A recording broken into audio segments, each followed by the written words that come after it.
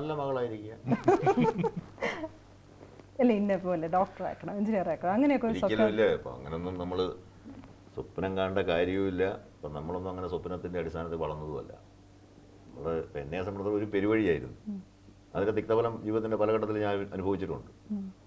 ഒരു പെരുവഴിയിലൂടെ എങ്ങോട്ടും പോകാം എന്ന തരത്തിൽ അഴിച്ചുവിടപ്പെട്ട ഒരു കുട്ടിയുടെ അവസ്ഥ ആലോചിച്ചു. പലപ്പോഴും അത് ജീവിതത്തിൽ വളരെ തിക്താനുഭവം ഉണ്ടാക്കിയിട്ടുണ്ട്. പക്ഷേ അതിൽ നിന്നൊക്കെ നമ്മളൊരു പാഠം പഠിക്കുകയാണ്. ഞാൻ കോളേജിൽ പഠിച്ചിരുന്ന ഒരു കുട്ടി രാവിലെ വീട്ടിൽ നിന്ന് പോകും, കോളേജിൽ പഠിക്കും, കുഴപ്പമായ ഒരു ദിവസം കോളേജിൽ നിന്ന് എടുത്ത് വെളിയിൽ കളഞ്ഞു, ഡിസ്മിസ് ചെയ്യും. അങ്ങനെയുള്ള ഘട്ടങ്ങൾ നമുക്ക് വരും. അപ്പോൾ അതിൽ നമ്മളൊരു പാഠം പഠിക്കുക. അപ്പോൾ അന്ന് നമ്മളെപ്പോഴും നിയന്ത്രിക്കാൻ ആരും ഉണ്ടായിരുന്നില്ല. എന്നിട്ട് നമ്മൾ നമ്മുടേതായ ഒരു പന്താവിലൂടെ ഇങ്ങനെ പോകുമായിരുന്നു. അപ്പോൾ അങ്ങനെ സ്വന്തമായി കണ്ടുപിടിക്കണം. അല്ല ഞാൻ പറഞ്ഞിട്ടുള്ളത് ഇല്ല. വ്യക്തി എന്നുള്ള നിലയ്ക്ക് അദ്ദേഹത്തിൽ ഏറ്റവും ബഹുമാനിക്കുന്ന ക്വാളിറ്റി എന്താണ്?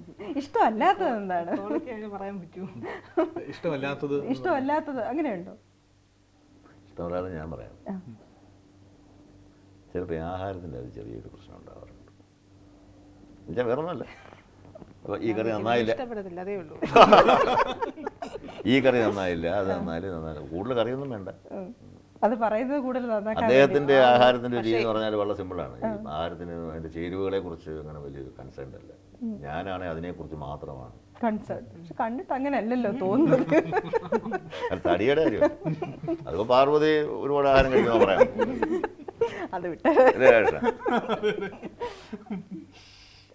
ഇഷ്ടപ്പെട്ട കറി എന്താണ്? അമ്മൂമ്മയുടെ കൈപുണ്യം. അമ്മൂമ്മയുടെ അതാണ് പ്രശ്നം എനിക്ക് തോന്നി. മീൻ കറി അമ്മൂമ്മ വെക്കുന്നത് വെച്ചാൽ പക്ഷേ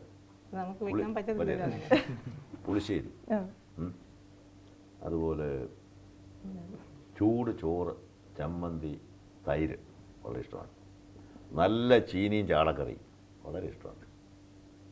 എനിക്കിഷ്ടമല്ലാത്തത്, ഞാനിതെല്ലാം കൂടെ പറഞ്ഞാൽ ഒരു പഴഞ്ചനാണെന്ന് നിങ്ങൾ പറയും. എനിക്ക് ഈ ന്യൂഡിൽസ് അങ്ങനെ ഇങ്ങനെയുള്ളതൊന്നും എനിക്ക് സഹിക്കാൻ പറ്റില്ല. ഈ വെട്ട് എങ്ങനെ പറ്റിയതാ? ഈ വെട്ട് എങ്ങനെ പറ്റിയതാ? മോത്തപ്പാട് പണ്ട് ഒരുമിച്ച് അല്ല, 2ാം ക്ലാസ്സിൽ പഠിക്കുമ്പോൾ പത്തായത്തിൻ്റെ ആപ്പിൽ നിന്ന് ഇടിച്ചു പോയത്. അപ്പോൾ അതങ്ങ് പൊട്ടിപ്പോയായിരുന്നു. അപ്പോൾ അന്ന് സ്റ്റിച്ചും വേറെ ഡോക്ടറൊന്നും അടുത്തില്ല. അപ്പൂപ്പൻ അമ്മേലും തീരുമാനിച്ചു. അതായത് പൂച്ചെടിയില്ലേ, പൂച്ചെടിയെല്ലാം കൊണ്ടുവന്ന് പിഴിഞ്ഞിട്ട് മാടോട് അരയ്ക്കും, അതോടെ പഞ്ചസാരയും കൂടെ ചേർത്തിട്ട് അതൊരു പേസ്റ്റ് ആവും.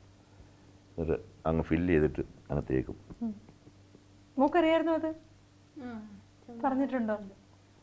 അങ്ങനെ ഒന്നും ഓർമ്മയില്ല. 2ാം ക്ലാസ്സിലല്ലേ. അപ്പോൾ ഒരു 6-7 ദിവസം കഴിഞ്ഞപ്പോൾ ആ വെച്ച സാധനം സെറ്റായിട്ട് ഇനി പോരുകയും ഇതൊരു ചെറിയ ദ്വാരം പോലായിരുന്നു ആദ്യം, പിന്നെ അത് ക്രമേണ ഫില്ലായി വന്നു. എന്നോടൊരിക്കലും ഒരു ഡോക്ടർ പറഞ്ഞു, മസ്കറ്റ് വെച്ച് ഇത് മാറ്റിത്തരാം. അഭിനയിക്കും ആദ്യമൊക്കെ വലിയ പ്രശ്നമായത്. ക്ലോസപ്പിലൊക്കെ വരുമ്പോൾ ഇത് ഇങ്ങനെ നിൽക്കും. അപ്പോൾ ആദ്യം നമ്മളെ കാണും, പിന്നെ ഒരു 3-4 പടം കഴിഞ്ഞാൽ യൂസ്ഡ്, പിന്നെ അവർ ശ്രദ്ധിക്കില്ല. ശ്രദ്ധിക്കത്തില്ല.